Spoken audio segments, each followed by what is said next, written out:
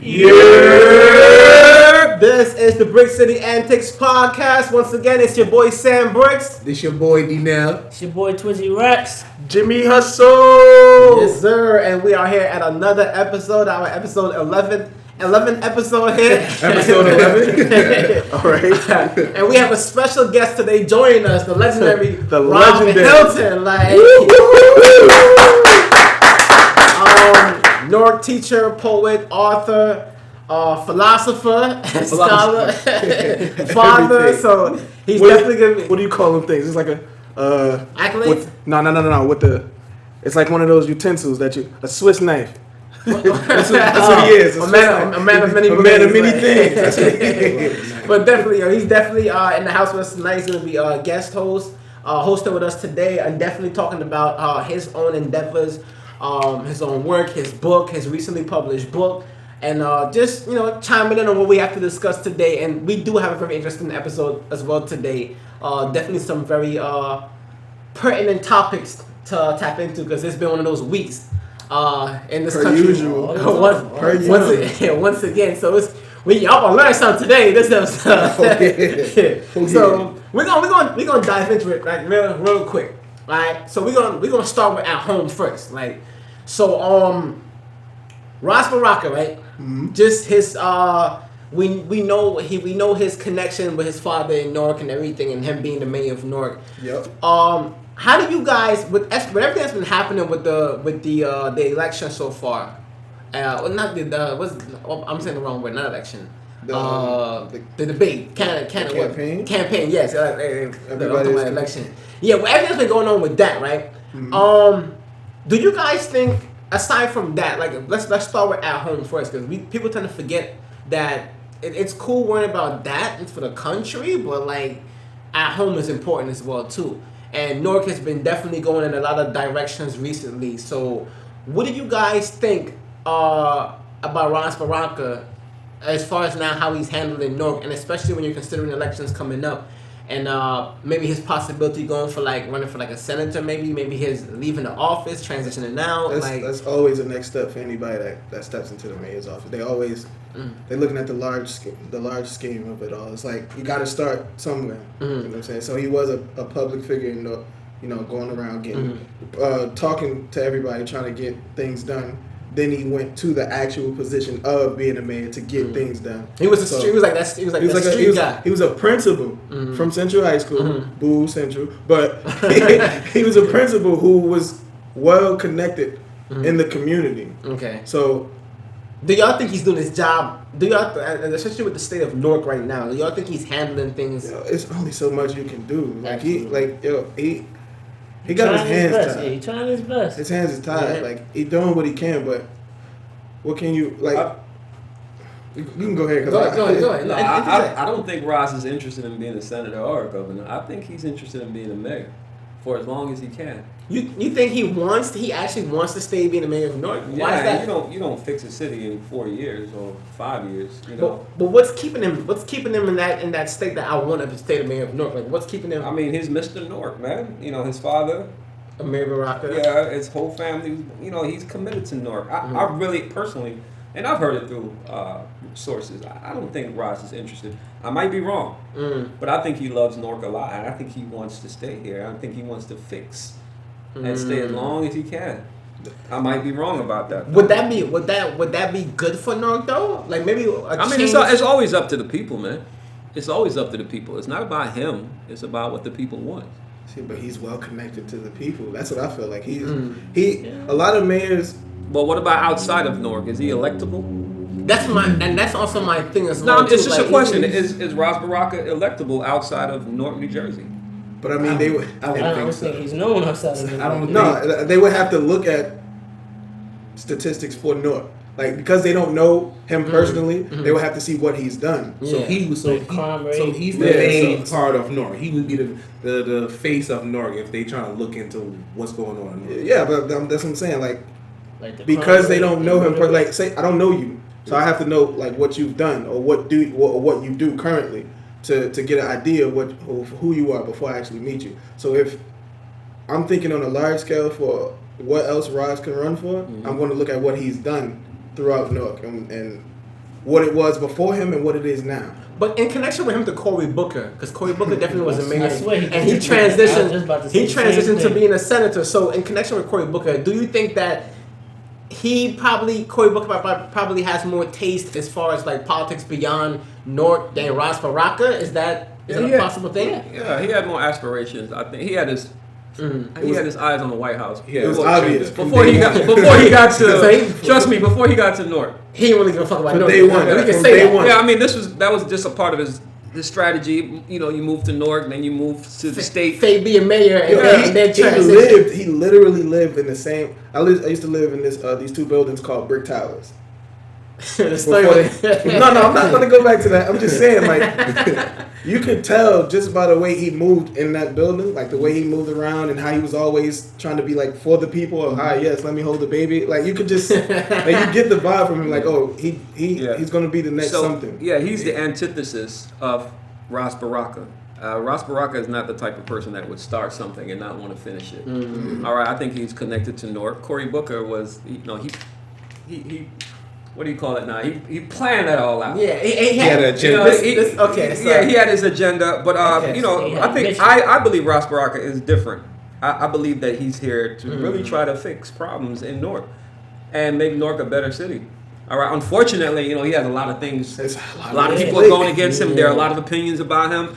You heard about what recently happened with the drugs. The guys who got caught at the youth center. Yeah. All right. They were dealing drugs or something out of the center. I was driving past that as it happened. Like, oh, really? They ran down on them. All right. So Ross is taking the heat for it. He's taking the heat for it. Well, he's not really connected to it, but because he's mayor, whether it don't matter. He never get praised for the good things. Never will. Yeah. Always the negative. It's always the negative, and that's what comes with being a mayor. The negative always outweighs the good in any situation. Like they'll see the good that you do, but they'll see the negative like 10 times worse. Of course. This is how it is.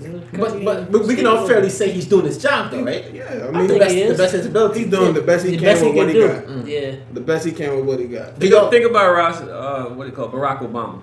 All right. Of course, he probably meant well, right? Yeah. He probably wanted to do more things than he did. Limited. Same with Ross. He probably means well. He probably wants to do more. But, there are always people that are going to block him. Sure. Everyone's not going to agree with everything that he wants to do. So y'all like where Newark is going right now?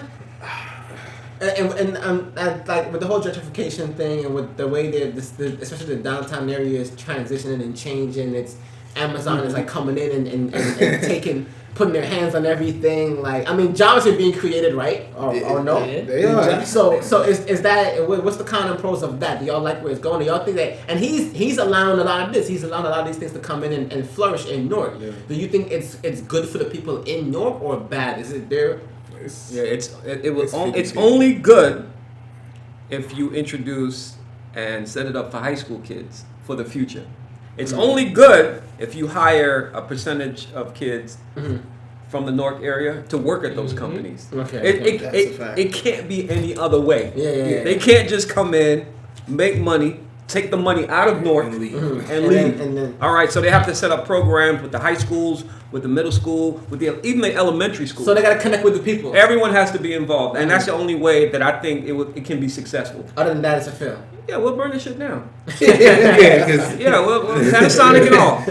Newark, he's traveling all over from South Jersey to work here. He don't live here. Why is he here? Like, exactly. And I'm trying to get this job, and I'm not getting on the street. Yeah. I still can't get a job. Yeah, we need to train as far as technology is concerned too. If you go through Military Park, I was just in Military Park. If you go there at 1 o'clock, you know who passes through. You'll see some Asian dudes. All right, you'll see Caucasian dudes passing by. I'm always looking for the black guy or the black woman passing through the park. They're always like two over there. Yeah, one over there. Every 10 minutes you see a black lady come through. It was weird to me because when I first saw like I knew Newark was going in a different direction when I first saw like a white woman in some joggers ran down. Yeah, yo, oh my God, with a dog, and I'm like, what the fuck is she doing out here? Like she got shot. Like, I said the same thing. I was like, oh wait, there's something really going on now. And then like about 2 months later, Whole Foods is up, and I'm like, what the fuck is going on? And what we have to realize is that gentrification is not all bad. It's not. It's not all bad, but everyone has to be involved with gentrification. The indigenous people there have to be involved. You have to introduce it to everyone. Of course, it's okay for like I have money and live downtown in an expensive apartment. That's fine. You have to introduce. You can't just be Caucasians. Yeah, because then you're gonna push the people that are there. You're gonna push them out and further out. Yeah. So it's like a lose win type thing with just like with what's going on with Newark. It's like partially good, partially bad. As long as you give us a piece of the pie too. Yeah. Like give us our share as well. And you know what I'm saying? You got to do what you got to do. Like we can't be the stop like a pit stop for the rest of our lives. So now, to loop it back, do y'all think Raj Baraka is?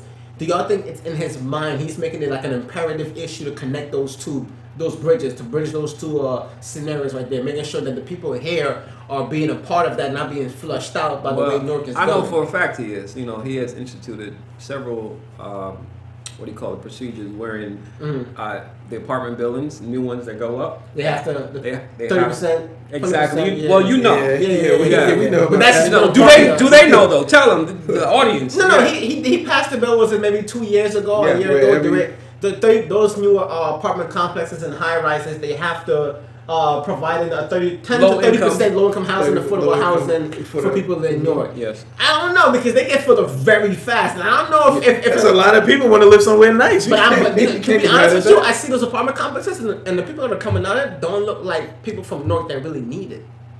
It looks like people that are getting in there that are just skimming off saving some money when they can really afford that. It doesn't really look like people that's like in Newark that really need that. That's making like I don't, you know what I'm saying? But it's like, what's the process on being considered a candidate for but one of it's those usually positions? A first come first serve thing. It's so, not. So if it's first come first serve, then anybody can get anybody can come. So I'm saying, so there's no, to me, where I feel like there's no such thing as first come first serve. So they have a schedule they go by, the people of the city. Yeah, it should. That's how it should be. Exactly, but it is though. Because it's the same way in Orange.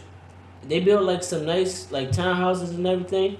First come first serve. The people of Orange, they didn't get it. Exactly. It's like it's people from East Orange living in there, people from West Orange, Newark. Like it's all different types of people in that one area instead of the people from these surrounding cities and these surrounding streets in Orange that really need it. But it's just every other. We're gonna get some Newark in here. There needs to be more asterisks on that application process. I just think it should be for the people like. If they're gonna do first come first serve, it should be first come first serve for the people of that city. And then what you can't fill in with the people from that city, then you step out that city and get the other people to fill in those apartments. Got you. That's reasonable. For me, I just don't want to see these nice apartment buildings in like 2-3 years.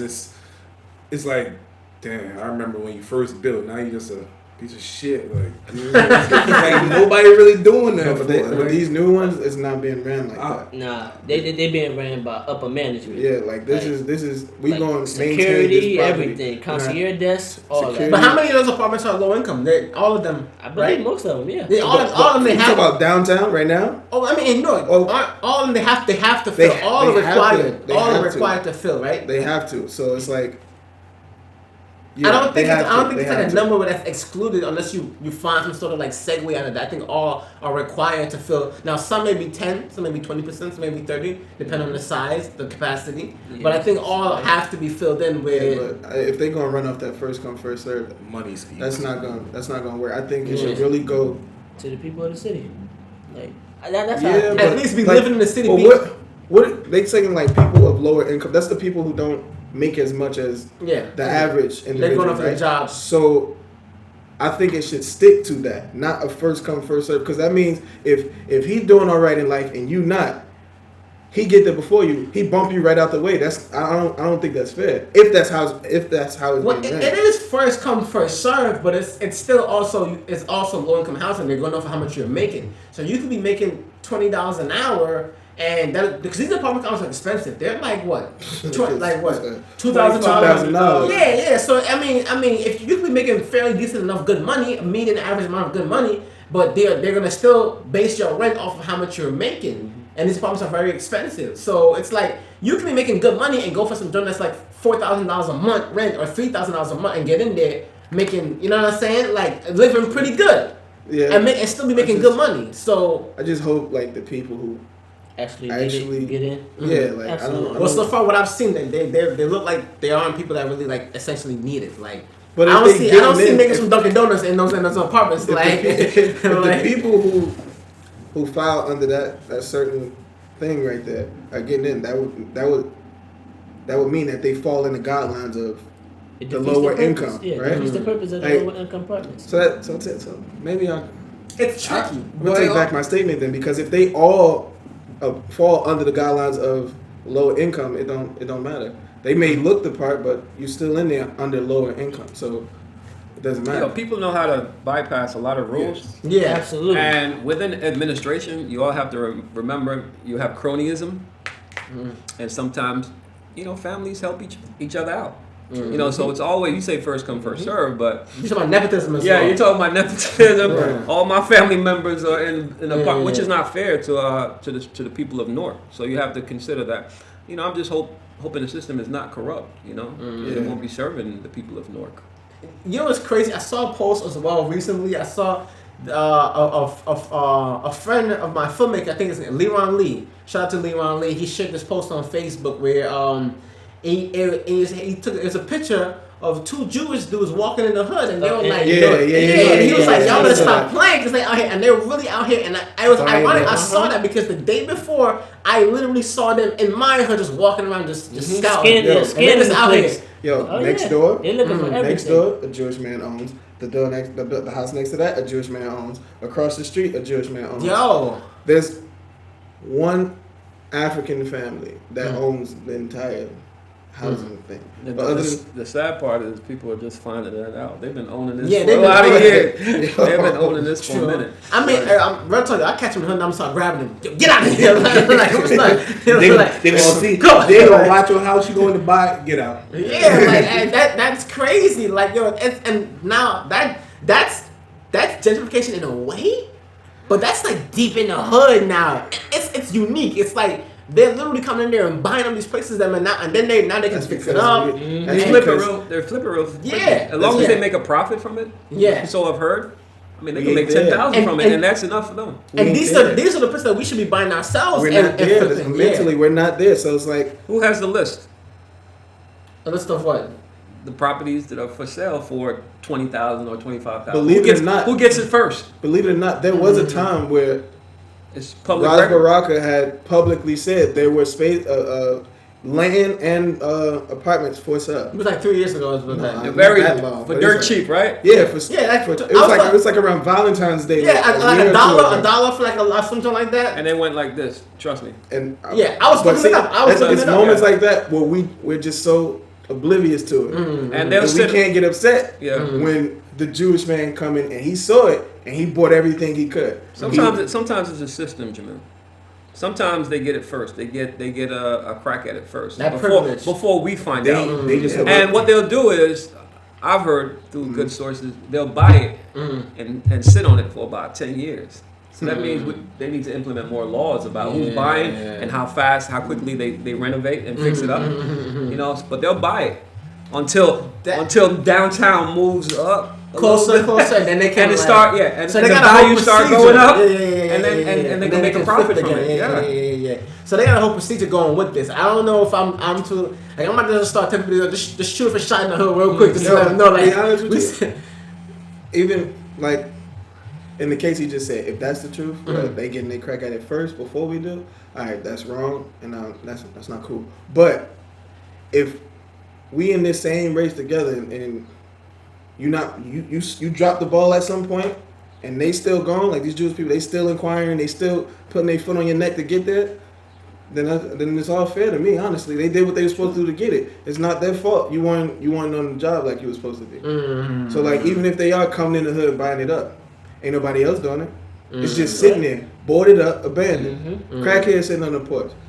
Why are you mad at them? Like that goes back to the problem that we have in black neighborhoods. That goes back to things that are kept from us. True. Academics, the money that's kept from us on purpose. All right, and this is starting from since the early 1900s, since slavery. Yeah. You remember the House? I think it was called. I forgot. It was the House Act where they were actually. They were giving Caucasians, money to get these houses, but they weren't giving blacks nothing. So I don't know, man. I don't know if I agree with what you're saying. Yeah, you have crackheads. You have people who don't know because they're ignorant. Right. But part of it is their fault. But there's also a system in place. But I'm looking at the system in itself, and I'm not trying to make excuses because I understand. I come from a very conservative family. All right, and in the 80s, we were darn near Republicans in my house. We all supported Ronald Reagan.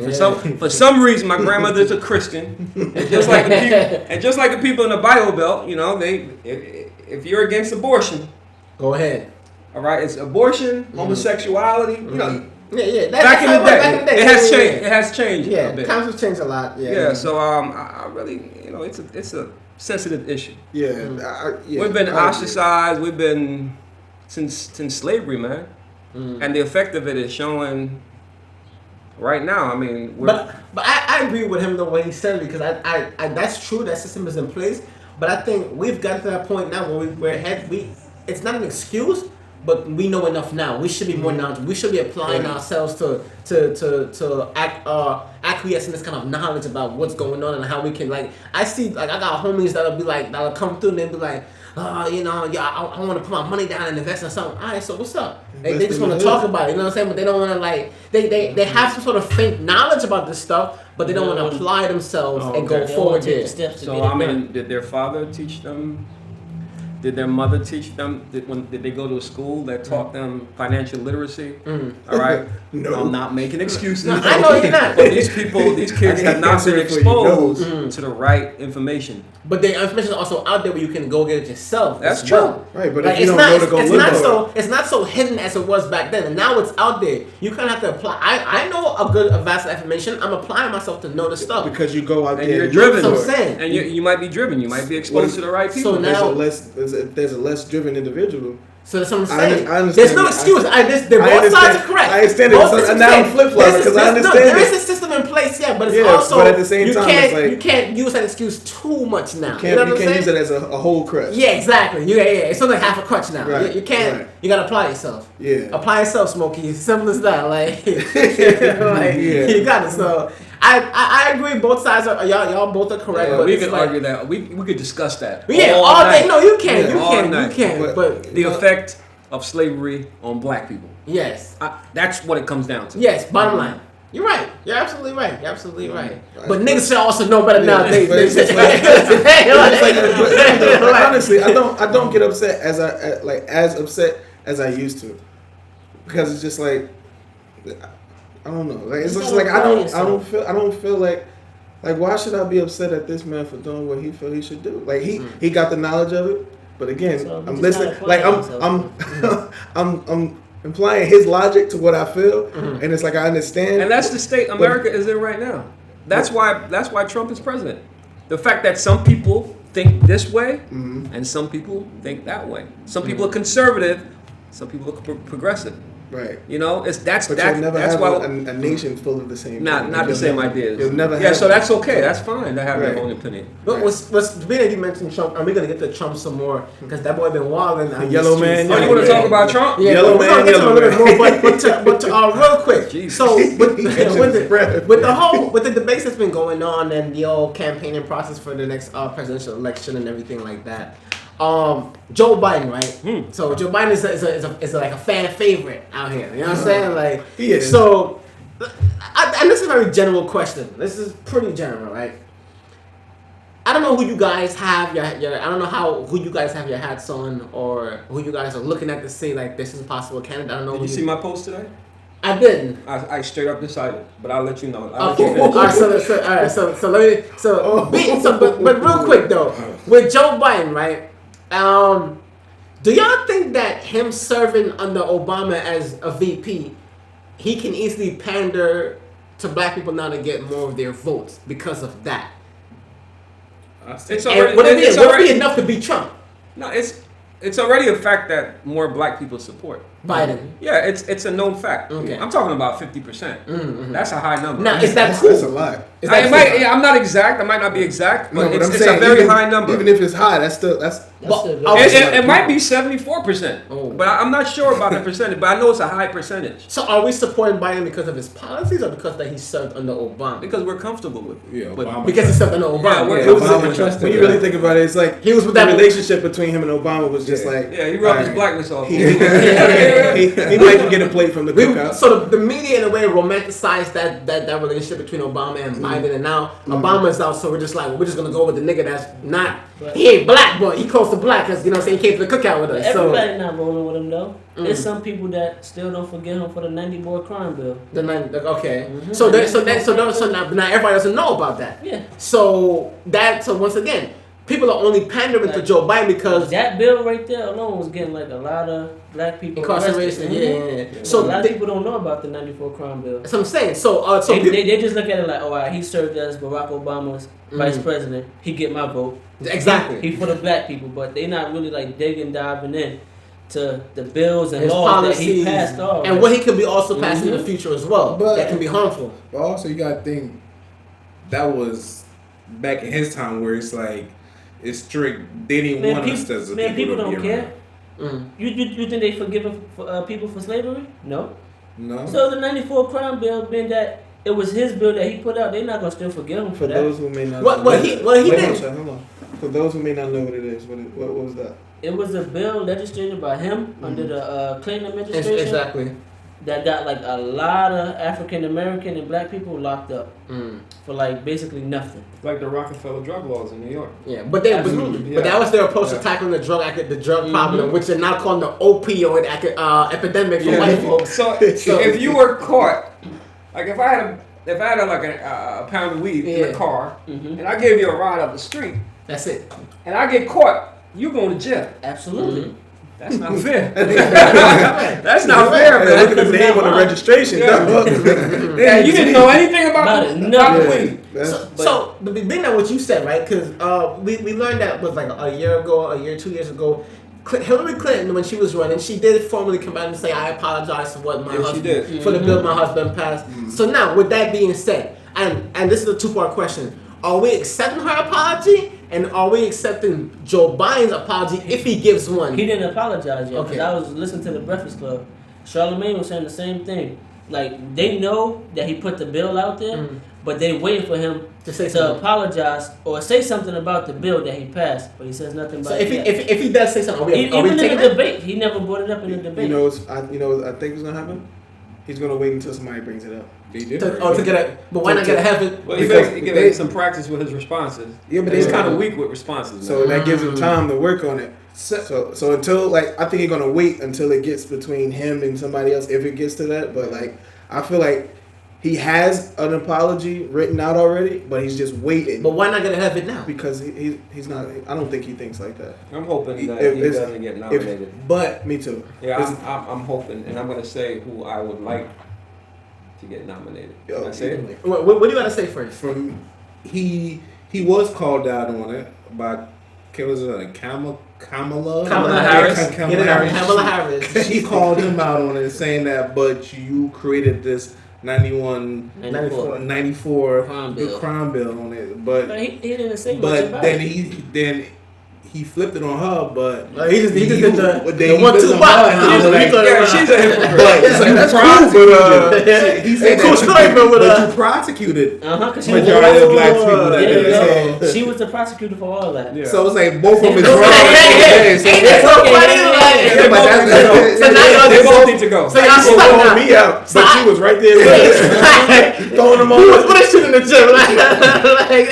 That's crazy. Like I'm gonna be honest. I'm going to say something, and I don't want y'all to don't look at me different, or you know what I'm saying. No, it's not crazy like that. But honestly, I stopped caring about who will actually be the president a long time ago.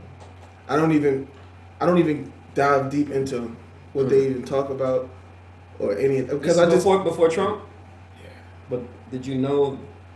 Yeah, you had never seen anything like this. Yeah, nothing never like Trump. But it's just once I finally understood like being the president of the United States, you really can't do what you want to do. Like you can't really make none of the changes that you say you're going to do. You only get a vast majority of it done, and then you just disappear unless you run again. And then it's like we go into this big old recession, and then the next person has to pick up that load, and then they only get done what they wanted to get. It's like it's a popularity contest. I don't care no more.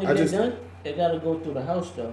Yeah, but that's we have branches of governments that they have to go through. Executive, they gotta and all that, and then they all got their own. So it's like there's too much. Even if you really want to help the people of the United States, you really can't. So you're saying something inevitable? Yeah. So it's just like what the structure of government is what you're saying. There's certain things that the president could do by himself. Yeah. The things that he can actually do and change, I applaud that. Because this nigga right now ain't doing shit. Like he talking a lot and pointing fingers and. Yeah, he on Twitter a lot. So what he did with the raid recently? The parade? The raid. We're gonna get into that as well too. But before we get into that, who's your? Don't be mad at me or anything. No, I just want you need a drum roll or something? It's Warren, man. Elizabeth Warren. It's a woman, yeah. I think she can go toe to toe with Trump. Now I don't think Biden can.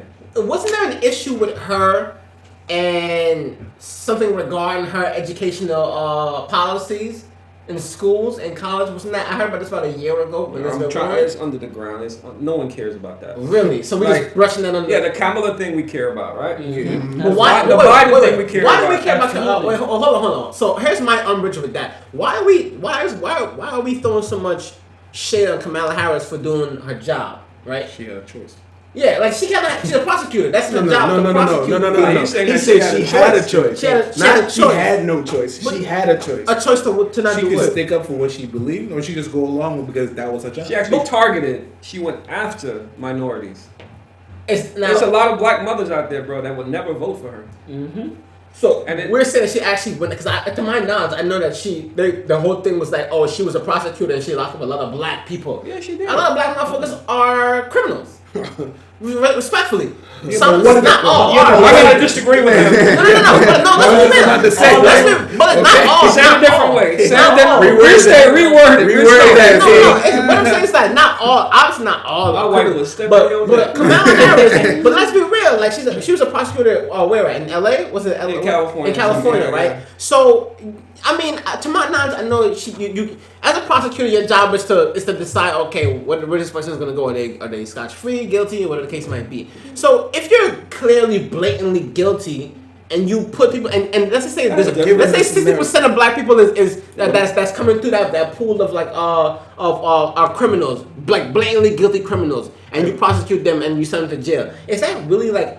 Are we really throwing shade at her for that? Is everyone that goes to jail guilty? But it's not.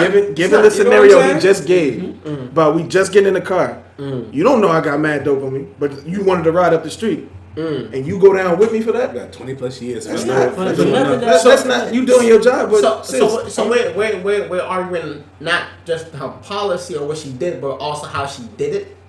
No, the innocent people that was incarcerated for really being at the wrong place at the wrong time. What's that number? Well, how many innocent people did she actually incarcerate? We need to look that up. That's something that. I said it because I think a lot of people are just throwing shit at her for her job and what she did, without actually looking into detail about how many people did she actually put in jail innocently or guilty. How many cases were actually shaky. How do we know? You research it. You look it up. Yeah, we can research. You gotta know she knew something about that bill. Like it's not like they just I knew nothing about it. I was oblivious to it. She knew to a certain extent what that law consists of or what it meant or what she had to do. I feel like she knew something about it and she used it to her advantage. There's a reason why she's in the dilemma that she's in.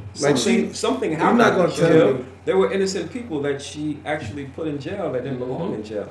I mean, it wouldn't be it wouldn't be talked about if this didn't happen. It really happened. Mm-hmm. All right, now we need to look into it. We need to look into the facts. We need to do some research about that. Besides from that, I think she's strong. Yeah, I do too. That's why I said. But I want to let you know. Yeah, I want to let you know she's not really popular with black women, man.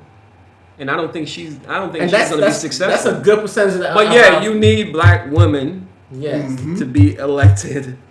I think I mean I'm not big on I haven't been following too much, but I think she's one of those people that I feel like she can, and I feel like she's probably learned her lesson if anything. I don't feel like she's put on a minstrel show. So I don't really get that from her too much. She'll beat Trump up. Yes, she'll beat him up. I think that kind of driven, rigged approach for her is exactly what we might need. But she's not to be trusted. That's the thing. Right. People don't trust. Some people don't trust her, and that's the thing. It's just what it is. It's a very finite line with her. See. We'll see. I like where she's going. You see Elizabeth Warren why? Because I think she's a fighter, man. Mm-hmm. I think she's also why she's been ageism, brother. Is it not? Yo, bro. Older people are wiser in most cases. Yes, they are. Yo, what's that? What's the short, stubby guy from Up that's running for president too? Who's that? Yeah, Bernie Sanders. Y'all come on. Are you calling the short, stubby guy? Yeah. That's Bernie Sanders, bro. I know. I forgot his name. I'm saying, we really gonna go for Bernie Sanders? Come on, he I feel like he had his time 4 years ago. He had his time 20 years ago. Come on, no, but let's be real. Are we really? He's been down more for the cause of the black people since day one.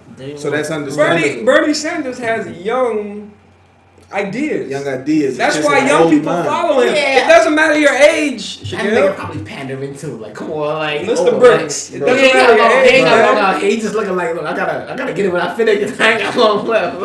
Come on, he gonna get in office the first day and will pass out. Come on. Bernie's not. He doesn't stand a chance. Yeah. They stop it on him. Unfortunate.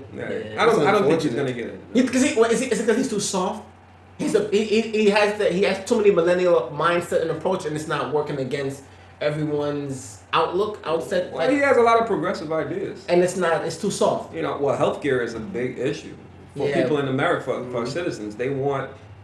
Most people want to keep the healthcare that they have already. He's talking about eradicating college debt too. But are those soft policies that he's pouncing on? People are okay. No, college debt is really the hard ones, man. College debt is important. But is it enough? That's why I said it's not enough. Healthcare is probably one of the main ones. Gun control now is going to be on top right now. The next debate is going to be all about gun control. What you said? I think the when you talking about the healthcare and the gun control, those are the top two. And if you notice, I'm sorry to cut you off. No, you're good. The global warming is a big deal. Because Donald Trump, he don't care about that. Yeah, he don't care about that. They also they was talking about $1 billion pounds of ice caps melted away, some shit like that. I think I saw that. I'm like, it's one of them that's melting away now. I think they said it's been melting away for the last 3 years, big ass crack through the Arctic. And this nigga says it's a myth. And they said it's an iceberg the size of Texas. It's an iceberg the size of Texas that's breaking in the Arctic right now. Is it too late to stop it? The size. Yes. It's too late. Well, we could slow it down. He doesn't want to. Trump doesn't want to. He has no interest in it. He has no interest in it. That's not his. We just have no interest in it. If you ask the experts, they say it's too late. I was on YouTube looking at that. You can slow it down. Yeah, Texas is big, and to have an iceberg that size melting, it'd be another day after tomorrow. Well, that movie, I'll talk about that movie too, but you can't. But yeah, you can. That movie it got cold. It's gonna get hot. This motherfucker. That's more like 2012, maybe. Yeah. Along the lines of that. Not the day after tomorrow. It's gonna be a little. I think different. I grew up with the movie The Day After. I don't know if you guys remember. That's old school 80s. Okay, so and then they made The Day After Tomorrow. Okay. Alright, that's what I'm saying. I remember The Day After, man. Okay, I gotta go back and revisit that one.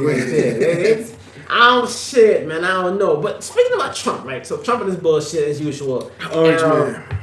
Yeah. So recently they had a raid. Once again ISIS back in full effect. 600 people, right? 600 people I think raided by 680 agents. 680 people. Rated by 600 agents. Like 600 agents. Yeah. Okay, so that's damn near a person per agent right there. Yeah. Now, here's the big thing with this, right? You go in and you raid these companies and these facilities, but the people who are managing and working these facilities are in the back counting their money and walking out the front door. after this goes down? Right. We've seen no problem with this. Is this white privilege once again showing its footing once again with these companies? Because a lot of times I think they're majority white-owned companies, you know what I'm saying, owned and managed. And you're coming in and raiding these immigrants that are working and doing these jobs that no one else wants to do for that low rate of pay. And then, like, now that they're really breaking apart families, and these people are sitting back just counting their money and keeping it moving. I got like two clashing things going on right here in my brain considering this topic. But it's like, in order to work in that company, you have to have the proper documentation, right? That's what they say. That's what they say. If they operated off of that, then it shouldn't have been so many people. But if you're an illegal immigrant, exactly. Right, you obviously don't have the documentation, but you're still working there. Then So that's illegal. Somebody needs to look into the company, and there needs to be Clearly. some cups. It's all about how much money they can save and profit. That's all. Exactly. Of course, it's always about the So money. it's obvious, it's illegal. It's Florida. They should what they're doing is illegal. They should be also like arrested too. But yeah, ICE is not targeting. The owners. They're not. They're Oh, targeting that's because Trump got immigrants. That's the immigration Trump, control. Their main focus is the immigrants. They don't care about all that other stuff. Leave that up to the other alphabet boys. So that other, but and ICE those is alphabet just boys a- are not doing shit. They just like, oh, well, that's not. They don't give a fuck about that. They don't They care. do. They don't care. It's just. Is that not What's mind it- fucking what is it? crazy? The rug. Yeah. That's what they doing. Right with the Donald rug, Trump sweeping will it be right under the arrested. rug. He has immigrant workers, undocumented workers, Yeah. working for him. In the past, that's the truth. Shit, man. I saw that and my heart broke. 'Cause I saw the video. You saw the children? Yeah. That's what really got to me. Yeah, that I was like, I worked just crying. With I'm the like, little, the little girl. yeah, like Yeah, coming that- home and that it's caught like me too. her That first caught day me of too. school and she's I'm like, like, her parents oh. are just not there. Uh-huh. Like that, And yo, that yo, little girl, she said, this is "Father." evil beyond measure now. Like, and did you see the story about he sent someone back? ICE is so their approach now is so. It's so all over the place and it's like not even constructed properly that it's Right, running let them rampant now. run They one sent rob. someone back home to a country. Where their parents. Wait, you don't. He He never even been. He's never even been there before. I think it was Iraq. Was it Iraq. Iraq? Iraq, Iran, yes. And he where was ended he up- from? He's like. His family was from. I think his family. His family's from Iraq. But he was And born He was here. also- born in Detroit. Yes, he was born in here. Detroit. And he died. And Yes. he died In on the Iraq. streets of Iraq. He didn't have his insulin, no kind of money, food, Not knowing nothing. the language or anything. They sent him back? They sent Yeah, him they to sent him back. Iraq, and he's never been there. His Born- parents are from he- Iraq, he was born but he in was the born US. in Detroit, and they Born sent in him. the You US. just to murdered. Iraq You just murdered someone. and That's got criminal. killed. And That's got killed criminal. in That's Iraq. criminal, man. And this stuff is like being just looked over. And Just Trump, looked Trump over. didn't say a word. I Not gonna say a Can I- word. Can He I never ask- say can I shit. ask y'all a question? Mm. My wife and I, we talk about this sometimes. How much do Black Americans care about immigrants? Mm. Really? Not that much, because mainly majority of them be like, Are they taking out? why are they taking our jobs? Why they not country? And that's why I brought it up, because I go back and forth with her a lot about it and trying to explain about the opportunities that we try to come. She understands all of that, Mm. but at the end of the day, I believe there's a percentage of us That Black don't people care. that really don't care that Trump wants to send them back, because it's been like part of America. I remember when I first came here in the fifth. I was in the 5th grade, Yeah. and I had to fight. I had to argue. I had to defend myself. For representation. Me too. Because the parents of those 5th graders, they were ignorant, Mm-hmm. you Yeah. know, towards immigrants. Mm-hmm. And you've heard the motif. Yeah. All right, go back to your Go country. back to Yeah, where yeah, you're go from. back to Go where back, you you know, and it wasn't from a white person saying From a that. black person. Yeah, it was from my own people telling me that. Jabuki land and everything. Yeah. African booty Oh, scratching African and booty. everything. That's why I wrote the poem Jamaican Booty Yeah, Scratching. yeah. All right, so I mean, I'm very concerned. I'm like, you know, how much Now- do they care about? See, they don't care because Here's my take on that, right? Here's my take on that. I agree with you because I was also a victim of that as well too, right? But to play devil's advocate, I do believe that percentage that cares now is much higher now. Okay. Why do I say that? I think for the past few years, the way, because it's not, and it's a lot of things that puts that factor: racism, prejudice, white privilege, just a lot of things we've just been seeing, like black and brown people have been experiencing, and even foreigners and immigrants. I think a lot of black Americans have grown solidarity with their foreign brothers. and this is a weird comparison. You look at what Black Panther the movie did. It kind of like shook everyone back into place with their roots and just with their culture. You know what I'm saying? It was weird, and that was a part of that renaissance now where like Black Americans are now looking at foreigners like, well, that's my brother right there. People are now looking at ancestry, trying to find where they're coming from. There's been a spiral been happening for the past few years, and even with the cops killing and stuff like that, there's been solidarity that momentum has been pushing for the years. Now I think now there's more Black Americans that are in solidarity with with immigrants, and because now we're not all in the same cage. We're all being faced against the same struggle, the same plight, the same. It's not just me anymore. I don't see that much. I don't see that disparity that much anymore. I see that. I would like to believe it has improved. Go ahead. For me, like you said about the whole Black Panther, everybody, I feel like why it took a movie of that magnitude for everybody to let me look at Wakanda, let me try to be more African, let me try to be more Black. Why? Media controls everything. Media is the most powerful tool in the entire world. Propaganda is the most powerful tool in the entire world. So technically, it was just for a short period of time to just go back to your normal self. But it wasn't. I don't care. Look what it started. And I'm not saying that movie specifically was the only catalyst, but it played a very big role. Media plays a very big role. It played a very big role in how we connect with our own foreign brothers and immigrants and stuff like that. I went to Jamaica. I went to Dungeon Falls. The waterfall. It's cool. Yeah, and the vendors are out there. Yeah. She said after the movie, bro, she sold dashikis. They just went off the shelf. Like they got rich off selling the African garments.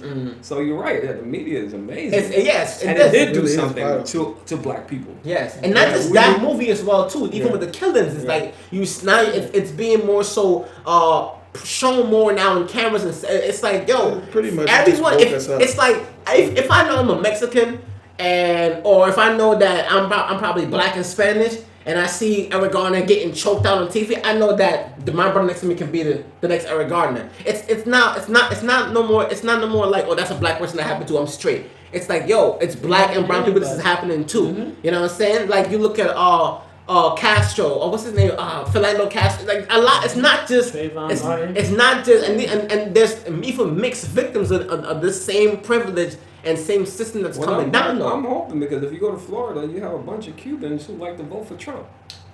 Why? Why? I really don't. Then there's also that. I have to look into that and research that a little bit more. But there are reasons. They're Republicans. Yeah, that's true. So why are brown people Republicans? It's also Florida. Come on, you got Florida. They are the twilight. We're looking at brown craziest people in the world from Florida and the Bronx. Yeah, we're looking at brown people, and some Cubans are the Portuguese. They're from Caucasian back, but it's a mixture of races and culture in Cuba. True. Why are they backing Trump? Because the cop is going to see them as such. Exactly. So I'm not saying they don't exist. They exist. Then there's those motherfuckers. They exist. They're out there. I'm not understanding, man. It's a lot going on. Keel right now. Yeah, it's really Trump is a lot going on. You probably might say, they support me. Maybe I could put my hand out. Yeah, thanks. So how Cubans? No, it's not going to be. I think the fact that we had an embargo on Cuba and the Cuban refugees were allowed to come here safely at a safe place, a safe haven. They feel like they owe. Yeah. That makes sense. They owe the Republican Party or whatever. Yeah, that makes sense. And they'll just like y'all still is shit. Like y'all just a bunch of like whatever. But speaking about that too, how much do you think Black culture has even influenced other cultures in the world? Because now when you look at how we're impacted about everything that's going on, like just not the good and the bad. How much you think we've impacted other cultures? We are the culture. Like we are the world. I can't even give it a legit response to it, but we have impacted everybody in a way where it's just like I can't put it in words, but it's just like I'm thinking about more so like hip hop. That's the father of the impact. If you ask me, it starts with hip hop. Under hip hop comes a lot of different categories. Yeah, all right, true. That help with. See, but I had with the idea that our culture did impact and it's still impacting the world in I had general. a twist with that question for you. What's that? As far as about the culture, my question was, who do you think benefits most from our culture? Who benefits most from our culture? Because That's a good it's question. damn sure not us. Wow. You watching commercials recently? You don't watch TV?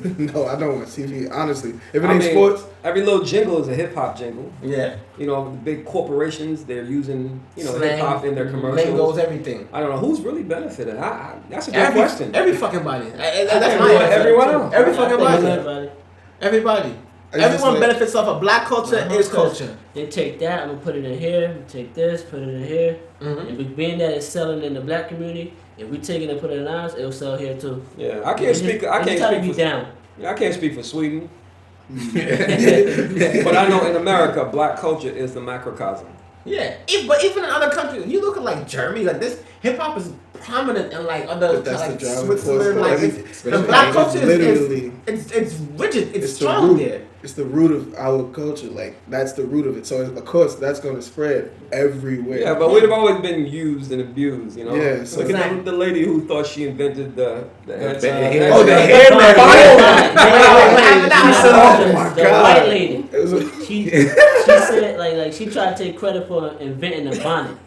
And then you know how much she trying to sell these motherfuckers for? that lady. She trying to sell them for $90. $90 fucking dollars. The fuck? You go to the $1 store, it's like $3. Like that bitch fucking That's that's been on bonnet. our mother's and aunties' heads for years. That was great. I gotta tell my wife to take that off. Yeah. I'm like, dude, I'm trying to get romantic. Take that off. Do you know how much grease that bonnet was like? Do you understand? Like what it been through? Like The only good part that when some women say they would probably try to buy, they do the fact that it's waterproof. They go swimming But and still, that's like- what someone's about.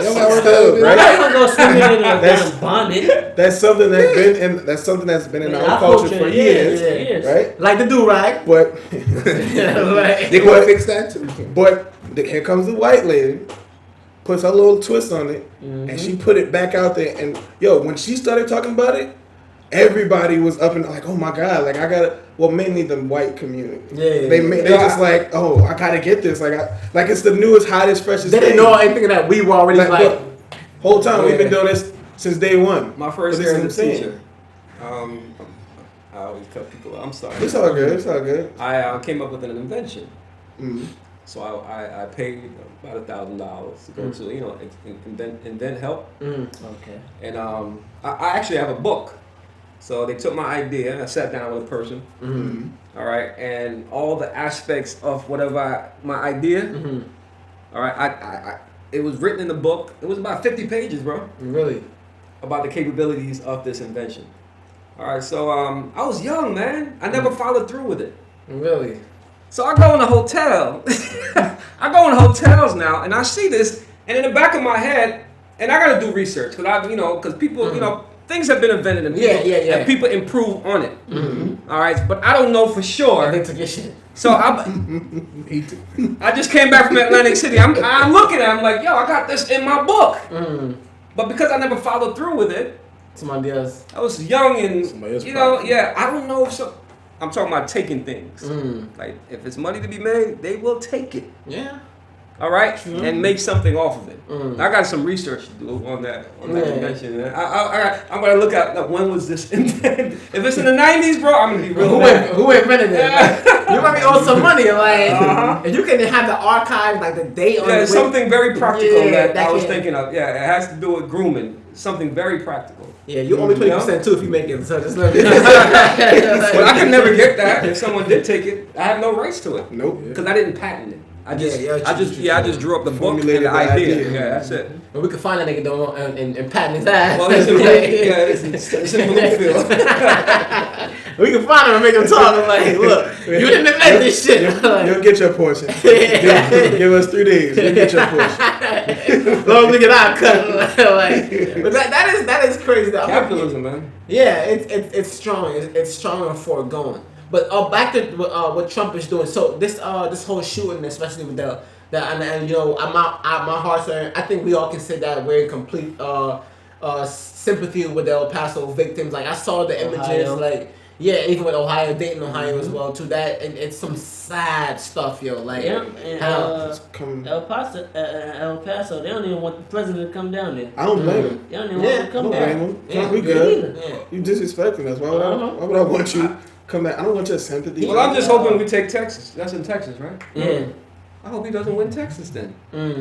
So you That's just El Paso. Because you know what I'm Texas saying? is very. So you think we have a lot of electoral? Yeah. This might be a catalyst for him now winning Texas. I'm hoping that the people of that's the interesting. people of. I hope it is spread. They don't want him. Do we don't vote for him. outweigh? But Texas Texas is also Texas. That's what I'm saying. I was about to ask you, like, do we? What's our percentage? The electoral votes, right? You know how they look. You know, people don't win the election. It's electoral, really. So I forgot how much Texas has. If it's 42 or 36, no, it's a big state. It's a big number. Yeah. So I'm hoping they don't want him anymore. They still. But that shooter, his rhetoric was based off of ideologies of Trump. You know, I saw a picture where one of them had the gun spelled out Trump's name and stuff like that. Yeah, how like because now you're looking at Trump now and now you're seeing that. And he's saying that video games are called. Yeah, I didn't video games are like people. They're not quoting Grand Theft Auto or Call of Duty quotes. They're quoting President Trump's. They're quoting you. So now you're looking at your president is now, and like I said, and I saw something that really fucked me up the other day too. Like I was reading this quote, and it said that, oh man, you know what?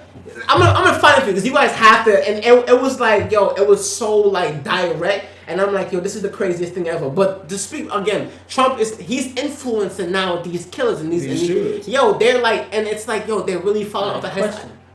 Do y'all think the mass murders and shooters will go up if he was to lose the presidential race? I mean, and like his followers, and you think they would like try to they've been shooting shit up before him, and they're gonna continue after him. Honestly, like, there's a lot more to go. There's a lot more to come. It's just, I don't know. It's just I thought about that today, by the way. Yeah, it is something that just ran across my mind because he got so many. Like we can hate him, but the man got a large following. Like where I work at in South Jersey, on every house, Trump 2020 keep America great again, and I just be delivering, looking like. Let me get this. Yeah, that's that's KKK area down there. The people that follow him are already the people that made up their mind as far as what they feel and believe. And all that. So it's like, it don't matter who get in office, they're gonna still believe what they believe. They still feel what they feel and do what they do. Those ideologies are gonna always still be around. I don't think Trump being there or not is gonna him being there. If anything, it empowers those ideologies. It makes them feel like they're doing a deed that needs to be done for him or for the white people. And he's only making that. It's not like that influence has always been there, but he's now literally like verbally, like you're now becoming a verbal perpetrator towards like violence and prejudice. Like they getting bolder. Like he's not aware of anything he speaks. You guys got to realize also that this thing is like worldwide. The white supremacy thing. Oh yeah. You know, it's in France, it's in Italy, it's in a lot of parts of Europe. It's actually growing there. And President Trump, he's part of the field. They're looking at America. Remember, America is a leader. Yeah. They're supposed to be leading the world. The Western Hemisphere. When those countries are looking at the American president and he's supporting white supremacy, he's not denouncing them. All right, it only they're not only indulging that ideology even more. So it's growing, it's fearful. So we need to. So he's a mouthpiece right now. That's what he's the mouthpiece. I was on social media and I came across. I was just scrolling and I came across this quote and it said terrible things are happening outside. Poor helpless people are being dragged out of their homes. Families are torn apart. Men, women, and children are separated. Children come home from school to find that their parents have disappeared. Anne Frank, January 13, 1943. And it fucked me up. What? Anne Frank. Wow. 1943? Yes. I was reading it and I'm thinking like, okay, this is... That is the true definition of... And it was like, wow, it's so much... definition. So much applying to that. Oh, sinister. Yeah, let's not forget about Japanese people too when they were being sent back to concentration camps as well too. Like that makes the statement. But that really hit me, yo. And I'm just like, yo, Trump is really out here. Yo, he's really out here. He's really dangerous. Like, as if it wasn't said before. Like, yo, he's really a problem. Do you watch Anderson Cooper? Nah, really. I CNN, right? Yeah, I try to stay away from CNN. It's CNN. CNN helps me. That's the world. Yeah, Don't stay away from CNN. I try I'm to telling stay you, away from man. CNN. Like, what did he say? I mean, you could. Fox News. You know, I know people who don't like Fox, but they watch it to see what they're saying. But CNN is very informative. I mean, if you watch Anderson Cooper, you can see it in his face, brother. He's disgusting. He's truly disgusting. Yeah, I watch him a lot. I watch Anderson because I think he does fair reporting. All right, and I mean, you could just see it in his face. There's a part of America, man, that's just really disgusted with this guy, bro. Caucasian America, you know? Yeah, and that's ironic too, because it's like, you look at Caucasian America. Okay, there's some that really like hate Trump, but like, how much is that versus the ones that actually are like him, supporting him? It's not enough. I tell you that much. You don't The think people so? who hate Trump, the white people that hate Trump, versus the people who love him and all his ideas, it's way more. The love outweighs the hate. Especially in his case. Oh yeah. So, there's a small. There's a small percentage. There's a smaller percentage that support Trump. It just seems like it's more people, but it's really not. But the thing is that, you know, I'm married, Caucasian couple. The husband might support Trump. The wife might not support Trump. But the wife is going to vote for Trump because her husband supports Trump. Yeah. We had a lot of that going on in 2016. True, that's true. That's true. White females who supported Trump, who probably didn't want to support Trump. You know? But because their husband supported, you know, and other family members, they did. She better lie. Bro,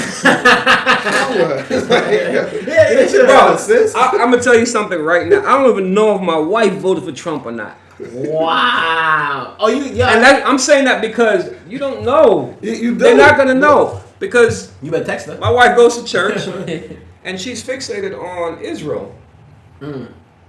And she's like, Trump is trying to help the. I'm not trying to demonize my wife. I love my wife. Well, sometimes she's gonna come for us, like, you know what? That's not the case. That's not the case. Sometimes we have discussions. It's not, and she based some of her ideas in support of Trump because of the Bible. So can you imagine how many other people out there? The Bible Belt supports Trump because they believe that Israel should get support from America.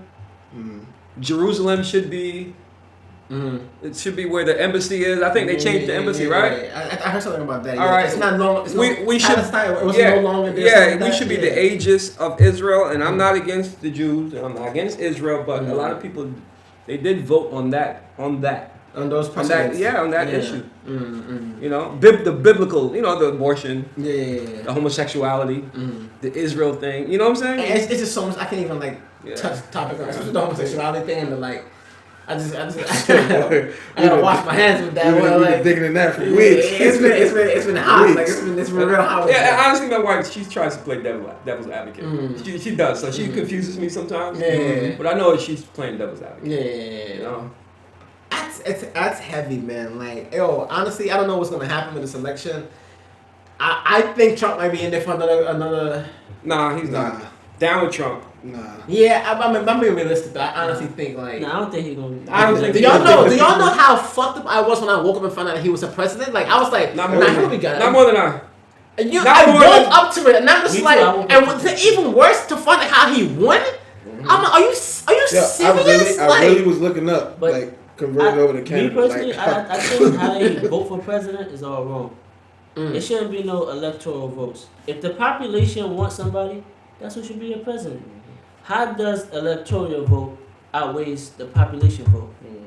I think Hillary beat him by like almost. I think it was about 3 million. Yeah, like she beat him by like. That's 3 more million people liking her than him. How the hell is he the president? Maybe because they ain't vote. They just you always like somebody, but they don't vote for they voted. No, they voted. They calculate all the votes. Everybody who voted for her, everybody that voted for him, and she got 3 million more votes than he did. Across America. It fucked me up. Like I don't get that. I can't imagine. I never understood. So that. I don't know the numbers for their electoral, but let's say Jersey is 16. Is whomever gets to what 300? I think it's 300. I think or 275. There you go, 275. Something like that. So you know, New Jersey has 16. California had like what 50? Yeah, I The think biggest state. Yeah, is so Florida. so the only reason why Florida. Trump would get 50 and win California is that more people in California are going. votes for him. Mm-hmm. Like you look at Texas. I think that's how it goes, right? Yeah, I makes still sense. need that explained to me too, man. That- Electoral college. Yeah, It seems like it's unfair. it is. Yeah. I can only imagine him sitting down that day when he found out that he won. It's like, Yeah. Yeah. What? Yeah, because you'll have New Jersey, you'll have all these states that are like blue, but then the red states that has more points, Yeah. that has more points. They work Big as the shit. That's what makes them Yeah. win. Like Florida, Florida's like 55. New York, Texas. California, Mm-hmm. Texas, Yep. right? Those are big. Those are the integral. I think they say Michigan is the state that's very Influential. influential in electing the president too. Wow. So that means you gotta. And you got Detroit, Really work. bro. Get out and vote. If you Yeah. get Detroit voting, The Motor City in Detroit, and Detroit was predominantly black. yeah, they don't go out and vote, bro. They're busy killing each They other. don't care. Jesus. They don't care. It's just all why the famous bother? for Trump. I'm sorry, Detroit. I'm sorry. I didn't mean to say Now that. we gotta go to Michigan and start knocking. Yeah, niggas out, but like, y'all need to get out and vote. We gotta go to Michigan and Detroit, start rounding. Yo, go vote, man. y'all need to get out and vote. Like, I apologize for my, you know, indiscretion. for my. Well, y'all need We to gotta get call out it, and right. vote, man. No, it is crazy, man. Like I honestly, I don't want to say it, but I do think that he might win again. But I do think that we need to do I don't everything in think our so. power to make sure. Whoever I think- runs against him, they need Florida and they need Texas. Important. Those are two states they need. I think. Because Florida, you get 29 electoral votes, and Texas, you get 36. Are those the biggest? Nah, the biggest is California. Yeah, How much That's is it? 55. Oh. I thought it was about that. Yeah. That's 55. Yeah, I think Florida is huge too. Yeah, Florida's 29. Oh, it's 29? Texas is 36. So they'll come out. What if okay. Kamala Harris gets California? She's in that. She could be she could be looking good. If she can do it. I doubt she get California. I think the running mate with the Democrat is important. Whomever wins has to pick the right running mate. Got to. Mm-hmm. Someone who's popular, someone who can speak to the Headstrong. people. I think that's very important. Cory Booker. I don't think I'm just Booker, talking I don't about think that. Booker can carry it. Yeah, he's not known enough. Yeah, I don't think. I think it. You know, like this guy Castro is good to me. What's the Asian guy that? He's very smart. He's Yeah. very smart. I like how he talk. I like how he moving with it. Yeah. He say Yeah. everybody. He's saying everybody got $1,000 a month to help out with. I'm like, nah, he talking about For name. reparations. Yeah, he talking about numbers. Reparations as well too. That's a big issue. It's kind of dwindling away though. With the whole gun control and insurance, reparations is a conversation that's dwindling away. What y'all feel about that? Reparations. What would you? We asked We this had question a while back. What do you think you deserve or we should get for reparations? For What do you think? reparations. First of all, you ain't getting nothing. I know I ain't getting shit. All right, You ain't getting shit neither. I ain't getting nothing either. I'm gonna find a way to get some shit. I'm gonna find a way to like I'm gonna find a way to like. Yeah. My ancestors still struggle for this shit. How far back are they looking? Jamil, you getting something? He's gonna get some. Yeah.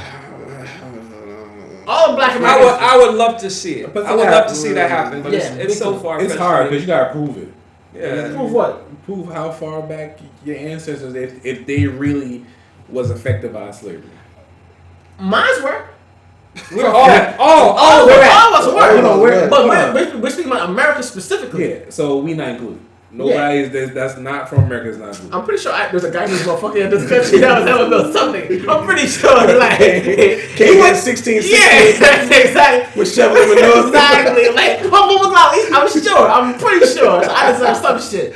Somehow he connected to me. Somehow he's connected to me. I'm Yeah, pretty we sure. in the fine print, dog. Yeah, exactly. We in there. Check again. We in there. Like, I'm pretty sure. I'm pretty sure there were Caribbean slaves were transferred here. Yes. Of course. Obviously. But if you had to, you know what I'm saying, choose what you felt was right as far as reparations go, what would you choose, or what would you want?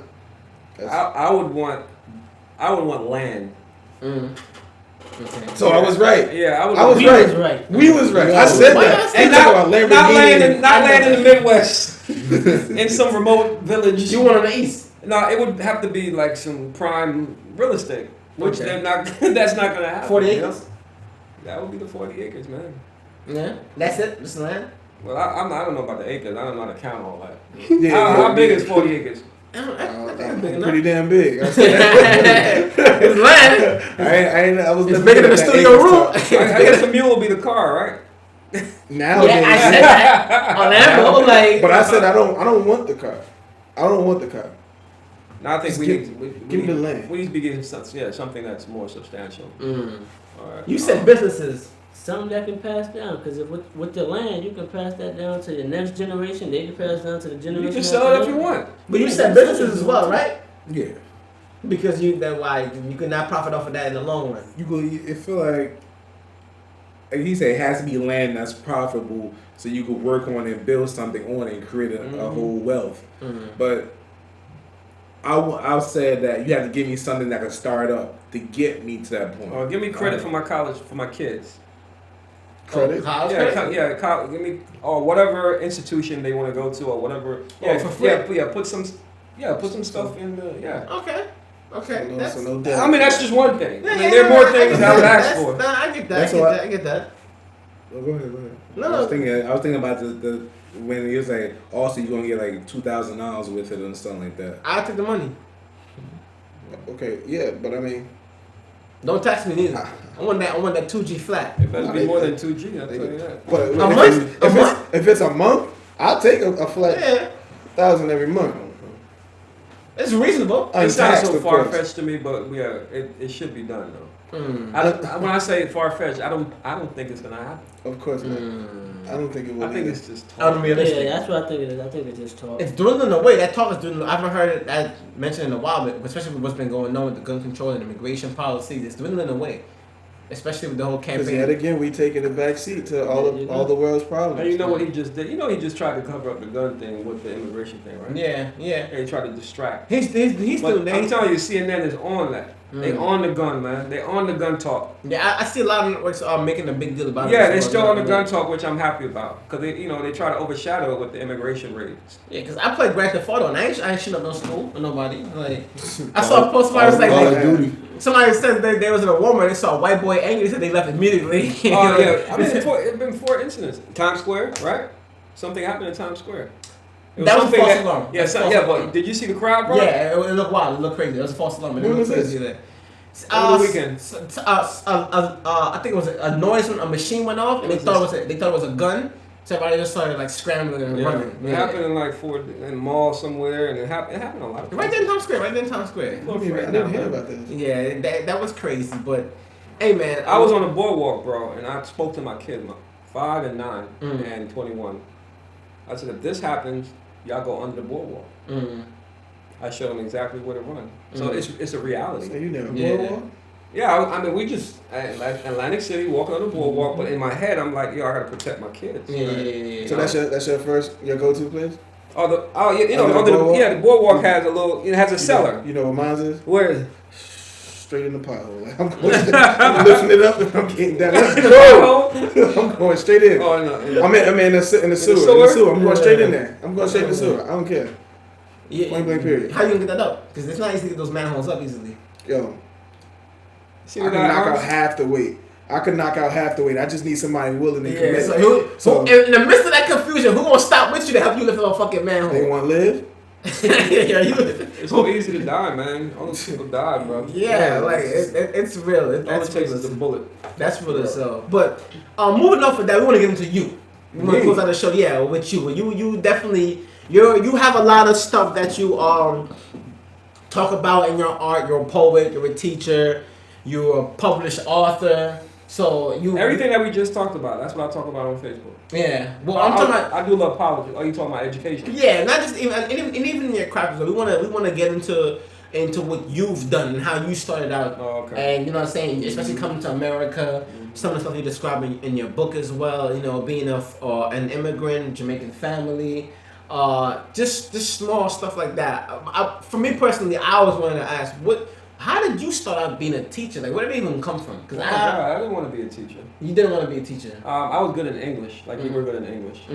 So you were good in English. I know. That's why I disagree. I taught him. Yeah, I know. Yeah, but he taught me sometimes too. See? Well, anyway, the sky is blue. I don't have a lot of kids who challenge me. Like, I remember you challenging me sometimes. Like, I like knowing more than I expected you to know. I asked a lot of questions. You know what I'm saying? This is it. So,